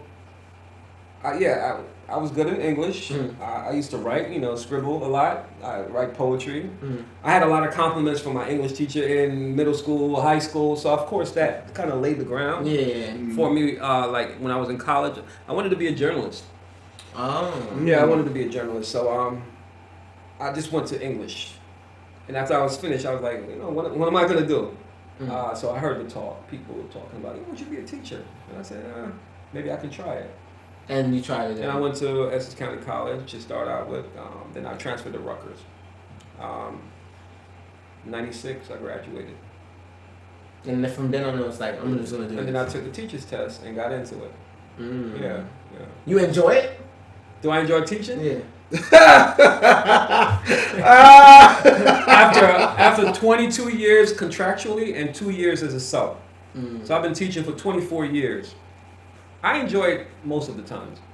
But the rest of the fucking there's some times when I'm like, I don't feel like teaching today. Yeah. But I have a responsibility. So of course, everyone before they go to work, like I don't feel like going to work today. But once you hit that classroom, bam. Hey man, everything kind of like comes together, and I'm forced because I wouldn't want my kid to be in the class and a teacher not teaching. Yeah. So of course, and I'm getting paid for it, so I might as well do it. True. All right, and then sometimes I really get into it, man. Yeah. I really get into it, and I'm excited, especially if I have projects and things to look forward to. Yeah. Just to I get really excited about it. Yeah. I get you on that. Like, what made you want to become an author? An author? And publish a book. A book. I've been wanting to publish a book for a long time. Poets used to have chapbooks back in the day. Yeah, I think it's still popular. Yeah, I apologize, but that was too tacky for Rob Hylton. It was just. It's just a book of poems. Yeah, I know, but I didn't want that to represent who I wanted to make a real book, and I wasn't interested in that. And I remember when they were making chapbooks, some of my friends, and don't be offended, y'all. Chat. I made a CD. I remember that. That's not your CD. I remember that. That's not your CD. Nah, you talking about I made 3 CDs. Okay. I'm talking about my first CD. You called me on my third one. That was your third one? Yeah, probably in America. With the flag? Yeah, that was in America. Okay. All right, so my first one was, I wish I had it with me. It was called A Chameleon. Yeah. That's when Talam AC, Lamar Hill, the old school poets, as you would say. Yeah. So when everyone was doing chapbooks, I was like, I ain't doing no chapbooks. It looks tacky, like people stapling it together. Nah, that's not me. That's not how I grew up. That's not what my father and my mother taught me. Right. All right. As far as if you're gonna do something, do it right. All right. So what I did was I was like, let me go left, and I did a CD. I went to the studio. It was my second or third year as an English teacher, so I was making some money. So I invested in myself, and I went to the studio, paid for the time. And then I went to a publishing company in Hackensack, and they produced a CD. They printed it. Really? I had a barcode. Everything. I had it shrink wrapped. I designed the cover myself because I got most artistic in high school. So what I did was I just did the art myself. All right. So when I came out with the CD, it was like a real CD. Right. It was like, oh. Fire. I remember Talam AC in his book. He gave me credit for that. I inspired a lot of poets in that way. Yeah. As far as being one of the first ones who had that CD, that real CD. So years went by, I did 2 more CDs. I never did a book, but I always wanted to do a book. Didn't want to do a chapbook. All right, and here comes Amazon, right? Amazon gives you the opportunity to be an author. So I did it through Amazon with the help from a few people. Got you. Yeah. A lot of people don't credit you enough for like your influence though with like very notable cats like celebrity almost like poets like like Talam AC, like Lamar Hills, some of the Def Poetry Jam cats. Like you've been working at NJ Pack as well. Some people that came through there, like they don't credit you enough for your influence with them. Like you just like. I mean, those are my colleagues. Yeah. But you also help inspire and push their work as well too. You give them inspiration a lot, and you're kind of humble about it. Like super you're not humble. Never pick up his. People will never. I must tell you that. Yeah, they do commend me on a personal note when they do see me. And if they had an interview, they'll probably bring up, if you told them to list the name of poets that they admired. Like Flo Mentos will tell you in a minute. Yeah. Flo Mentos always says, Rob Hylton is my favorite poet. Another poet would say Rob Hylton is the poet's poet. So I want to give them credit. They do commend me. I'll give them credit for that. You never aspired to take poetry to the level some of those your contemporaries did, though? No, I'm so lazy. I don't feel like doing that shit. Yeah, you got to do digital, and you got to do all this stuff. You got to do networking. All right, it took me a while to catch on, but I do get it now. You're right. I do get it now, and I know exactly what I need to do. I still aspire to do more. Okay. Yeah, I'm not done. While you have probably 90% of the poets I came up with, they're done. Talama AC's doing like movies and stuff like that, right? Like I see Lemon Anderson is doing. Oh, Lemon is directed the what's that show? She's on Gotta Netflix? Have It. She's Gotta Have It. Yeah. I didn't even get to start it yet, but I see like they're moving. and I watched the episodes that he produced. He did a good job. Yeah. Yeah, but you have Daniel Beatty, you have Helena B. Lewis, who just had a show, Shenanigans, in New York. She's doing well. She's still pursuing her passion. Gotcha. And I'm still pursuing it. So there are a few of us. When I'm saying a few of us, my colleagues, the people who I came up with, a few of them are still doing it. Got you. Beatty got picked up by Sarah Jones. You know Sarah Jones, right? I heard the name before. I've heard the name before. Yeah, she got sponsored by a big name actress. She was off Broadway for a minute. You have a lot of people who are still like aspiring to do better. But that requires you to like leave like teaching. To put 100% in, yes. Yeah, and that's why it's so hard. Are you willing to do? Yeah, a lot of people, that's their career. That's what they made their career. A lot of the poets who are really you have to commit to what you're doing. So what you doing? That's what I was about to ask. Would you leave teaching to pursue? Because I have young kids, I probably wouldn't. Man, fuck them kids, man. You talking about the students? No. You talking about your actual biological. But what you saying? No, your mouth in. Like the kids. Watch your mouth in. You know what? I expect from Shaq. I'm not even offended. No, but I thought you were talking about like the kids, like the students. No, you gotta ask for it, man. No. I thought so. You wouldn't want to abandon your students to pursue an actual. No, I wouldn't want to abandon my pension. Like this. Your pension. Now when he could be teaching. No, I really wouldn't want to. Next president. I want to secure my pension. Like, do I still look like young? Like you're gonna still have do I look like an old man? Your kids you don't look like you. Guess how many more years I got to secure my pension? But your kids gonna your personal biological. I got 3 more years. You don't. Then I can tell Newark you look goodbye. the same way you look the day we left. Thank you. The day we left. But when I say that, your biological kids are gonna, even if you pursue a career in like media, like writing or production, your kids are gonna. But why give up the pension when you're so close to it? Yeah. You're close to it. He's getting guaranteed money for the rest of his life. Yeah. See, the time to go all in on himself would have been way back. Now what I am doing is securing hopefully a business that will do workshops within the high schools, and that is my dream. Okay. My dreams changed. That's my aspiration. I want to start a company wherein I can hire poets, not like you because you don't do poetry anymore. Forget that shit. All right, to go into the high school and do workshops for classrooms and for the schools and so forth. And I want to be a part of that. So let me throw a wrench in that pension idea, Lord. right? Let's just say Spike Lee comes through and he offers you $2 million to help produce your book into a film. You taking it? See if I could do that and continue teaching, but I think I would go with Spike Lee. Okay, so the possibility exists. If it's Spike Lee, it's Spike Lee, that's a head start. That's a jump. So forget that pension. Like they dropping it right in the mix. Yeah, so that's what I'm saying. So I mean, the possibility does exist. I mean, there's a possibility. Of course. If I see, it's all about making. To me, it's all about securing a future for my kids. Okay. Right now, I'm at the age where that's what I think. We say securing the bag. Securing the bag. Yeah. All right. So if Spike Lee comes and I see money and I see my kids like being successful and supporting them, I'll do it. I'll weigh the options. Okay. Yeah. Okay. I mean, and I'm crunching the numbers. Like, okay, this is what I can make. This is what I, $2 million. You can make more from $2 million. You could. That's exposure. When that pension comes. And it's time for you to say adios. You think you'll jump full time into your craft? No. Even then, you're not going to. No, I don't think I will do it. I'll do it. I'll be more so on the business end of it. Mm-hmm. But I don't think I would leave education. You're too attached. Yeah. Yeah. I think I'll go into consulting. I think I'm looking into that now. Okay, so like a bigger position. Like maybe. consulting, teaching teachers, stuff like that. Okay. Yeah. Okay, maybe on a board education board, something like that. No. No, just consult. My own business. His Just own consult. business. When he come and grab all Yeah. the English teachers and This gather around, this how y'all do shit. gather around, And go around the country, like fly, like wherever they need me. Yeah, that's dope. Yeah. That's dope. Okay, all right, I respect that right there. Yeah. So you published your book recently, and I was at your book release show. Thank you, by the way. And no, you're welcome. And I'm listening to it, and I'm like, this is like the way the pattern you followed with it. And he's Jamaican as well too. Like, so all I can do is think about all my Jamaican friends and all people I know that's like, and not just, but even like foreigners and immigrants and like just like the pattern.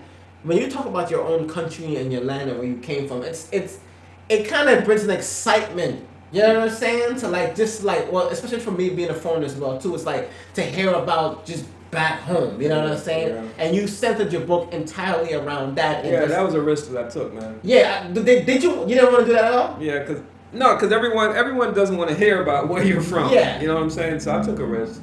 But I'm coming off successful poems like Jamaican Booty Scratcher. Yeah, man. And the reception that I received from that, you know, Americans, they do understand what I'm talking about. They do empathize. You know, so I took the risk. I knew it would work. I think it's working. I'm not done. I just started. This book has not been promoted yet. Okay. You understand what I'm saying? I'm just beginning.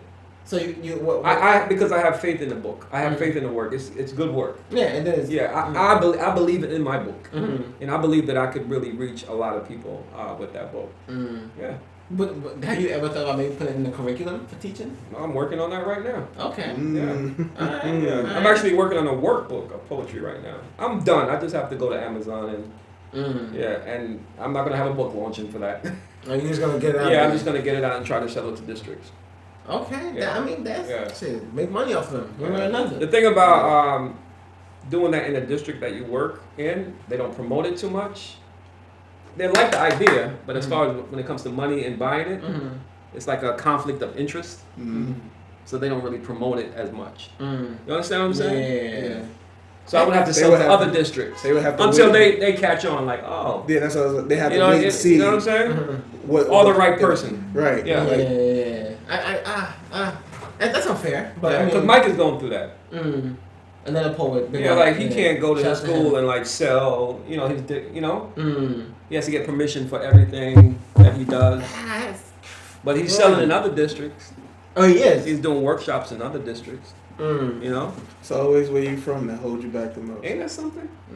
Well, you've been influential in like a lot of your students that came up under you, like your tutelage. They grew up and did stuff like they. I just got a call from Elise from. He just Elise. called me like 2 days ago. Yeah, I speak to him every now and then as well too. Like you've been instrumental. Like even like with Bria, like rest in peace to her. God, like you know, beautiful woman. Like you heard her American poem, right? Yeah. And you know exactly where that came from. You. I never. Yeah, she brought it up to me.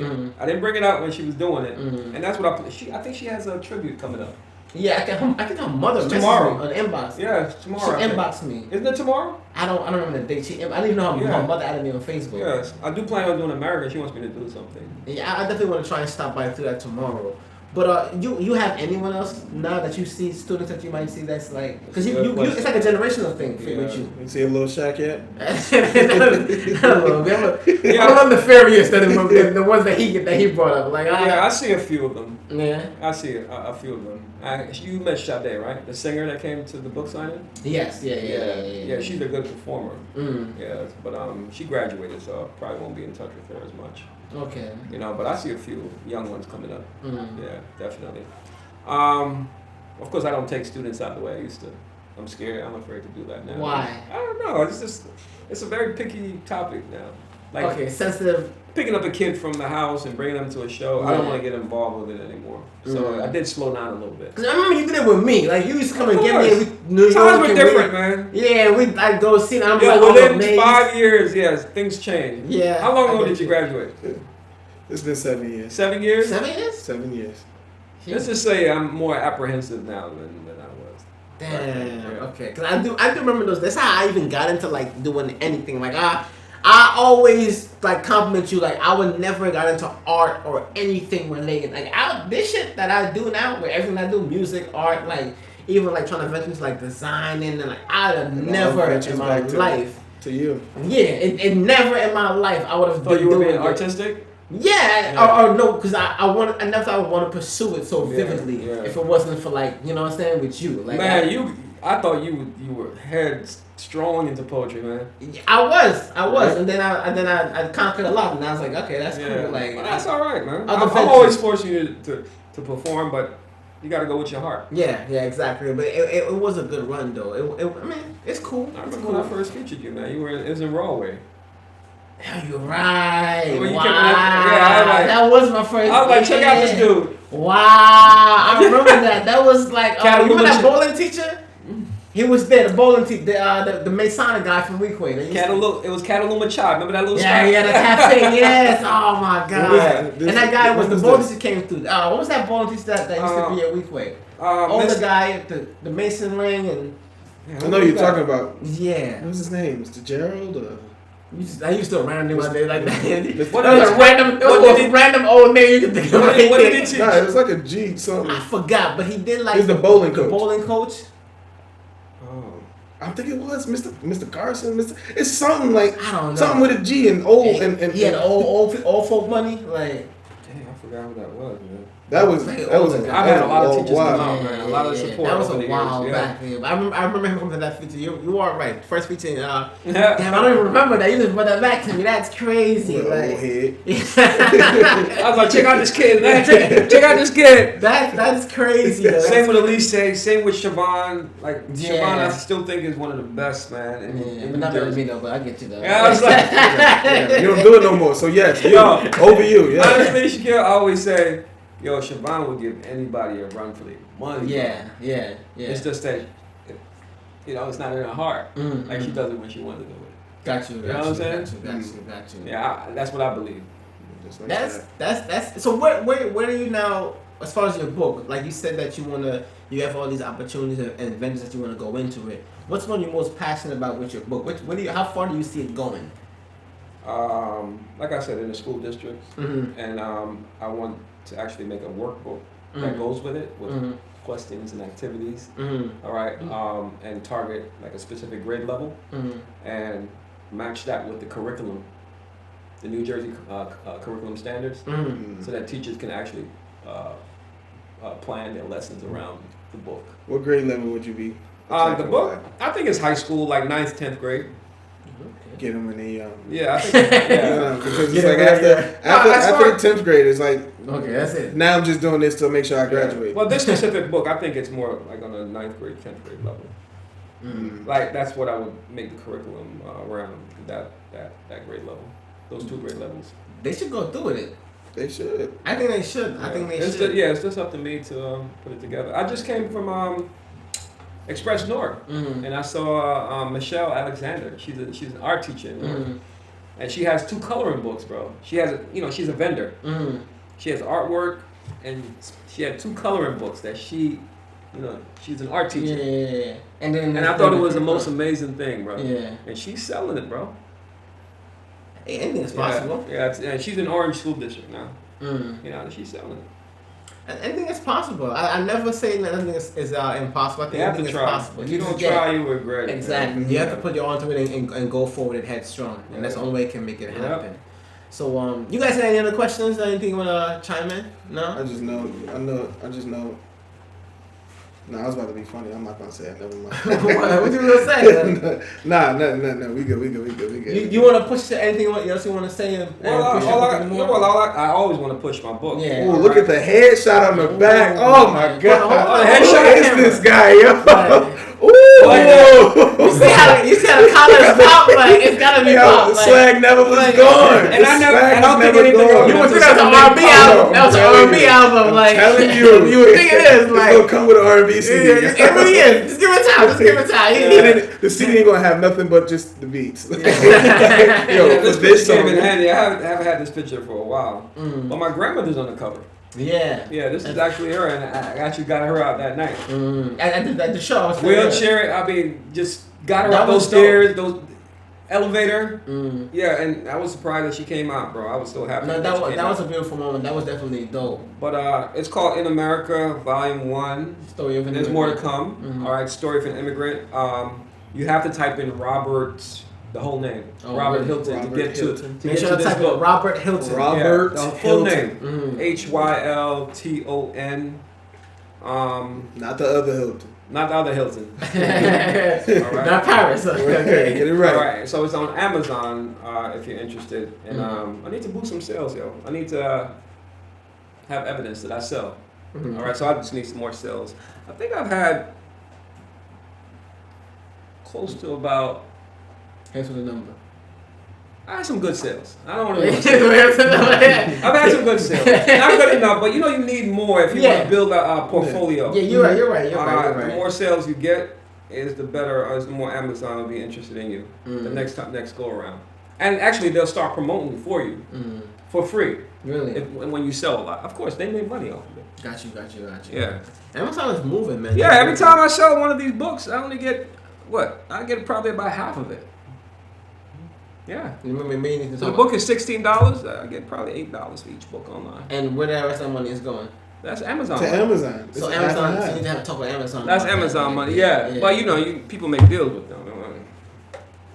I'm not that big. They hit in your pockets harder, but that. Amazon is the 666. Y'all don't know the Yeah, they are. No, they are. They're the market beast. They are. They out here, like man. Yeah, they have their hands In every everywhere fucking right thing. now. There's Yeah. actually a documentary coming on CNN. I think it's on CNN about Amazon And Jeff and, Bezos. Jeff Bezos. and how huge Amazon is right now. Yeah, they're very super huge. His It's wife scary. gonna start one up too, Amazon. So Amazon. we gonna go over there with her. Yeah, man. We gonna go over there with her. He's stupid, man. He's stupid. But so definitely that's around the accumulation of our show, man. Definitely want to thank you for coming through. Make sure y'all definitely go check out the booking. We're gonna definitely post. You have the link for it. Send us a link, and we'll definitely have the link in the YouTube description. Make sure y'all go check it out. Support Black authors. Also, Toni Morrison passing away. Yeah, that's sad. And I was telling Khadijah that I have a summer project on Beloved. Yeah. Wow. Yeah, for my AP class. Wow. So for 8 years I've been doing Beloved.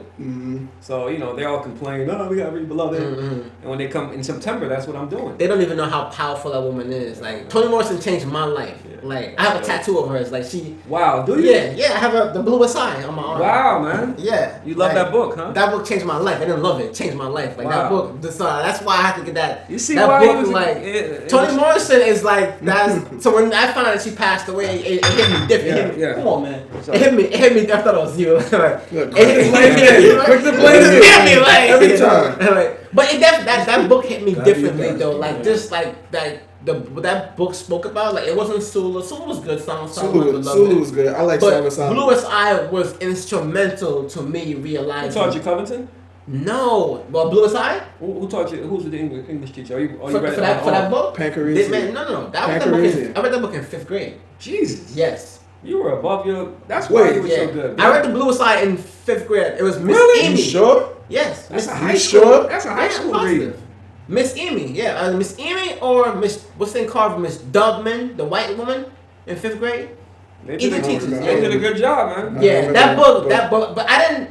When I first read it, it didn't hit me as it's supposed to. It manifested over the years. Of course, yeah. But as I grew older, it just kept replaying. That's like like parts of Beloved it. with me. Yeah, it just kept replaying in my life. And like every time I read it, there's like I didn't know this part existed. Yeah. Yeah, and then when I was like yeah. 20, then it really like completed stuff. Yeah, It was you like, get it later on. Yeah, this is Yeah. who you are. You know what I'm Yeah. saying? So that's why I think that book changed my life. I have a Nina Simone tattoo. Like certain people just like literature is just like my thing. And I always attributed you like to like just what I'm Read saying. Songs of Solomon, man. I read it. We read that. Yeah, we read that. We read it. Pancarese I kind of skimmed class. through it. That was my Pancarese? favorite book. Yeah, that was my Oh, favorite wow. book.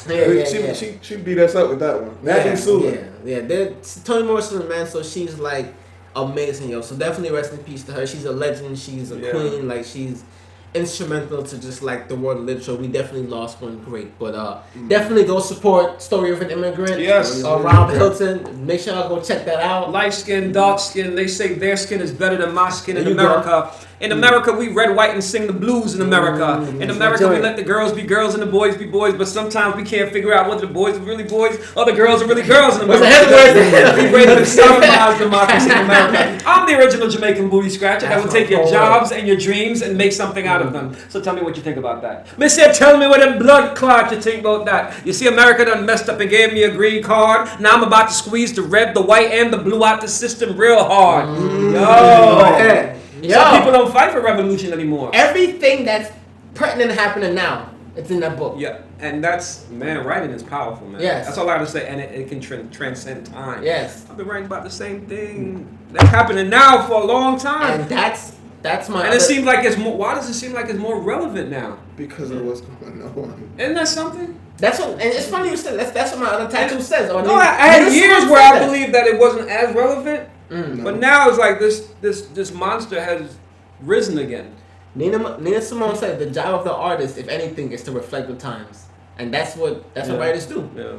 That's what we do. That's our job. Mm-hmm. So definitely, shout out to you. Shout out to all the artists out there that are definitely doing that. We definitely gotta wrap up.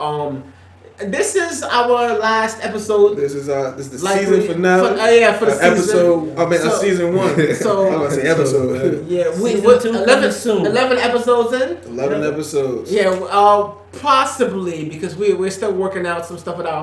We're supposed to have another guest for another episode, but this is gonna be likely our last episode for this season. More than likely, yeah. More than likely. If y'all do catch us back again next week, then that'll indefinitely be our last episode. But it's definitely a good way to close it out. 11 episodes, we had a good run. Real good. We had some dope guests that came through. Mm-hmm. And what better way to close it out with one of Newark's own and finest. Newark greatest. Exactly. Thank you. So y'all definitely make sure y'all check out the book. We're gonna post the link on the YouTube page. We'll post it on the Instagram page as well. Follow us on Instagram. Check us out on Spotify, Google Podcasts, Apple Podcasts. Every platform you can. Any streaming platform. Jay-Z holler at us so we can get a title. Just saying, but for now, we definitely hitting those platforms right there. Merchandise coming in season 2. Season 2, we gonna have it all. Yeah, exactly. We gonna hoodies, shirts, scarves. We gonna come different with it. So coming with everything. Definitely. Thank you guys for rocking with us so far. We really appreciate it. It's been good. We had a good season. We had a good run. Proud of you, man. I'm proud of us. I'm proud of everybody here. Yeah, proud of you, bro. Yeah, very productive, man. Yeah, everyone, and I like what we managed to pull off and happen because black media is a voice that's missing. It's not heard enough. It's not heard enough. It's just not heard enough. Black and brown media. It's not. It's very intimate. Coming from young minds. Yeah. Men. That's what black men. Yes. Y'all need to. Shout out to us. Shout out to us. We get a little ratchet sometimes, but it's necessary. Feel me? But like an episode today can show our diversity that we, we can speak about the very important topics and things that are important and of value to us and our culture. So definitely shout out for that. Mm-hmm. With that being said, thank you guys for tuning in. Make sure you catch this episode on all of our listed platforms this Monday or Tuesday. Buy the book, check it out. And with that being said, it's your boy Sam Bricks. It's your boy D-Now. It's your boy Twizzy Rex. Jimmy Hustle. And our guest Rob Hylton. Go out and vote. Next year, November. I'm probably not going to see you. But go out and vote, y'all. Go out and vote. Y'all know what to do. And we'll end on that note. Have a good day. Yes. Have a nice day. Peace and love.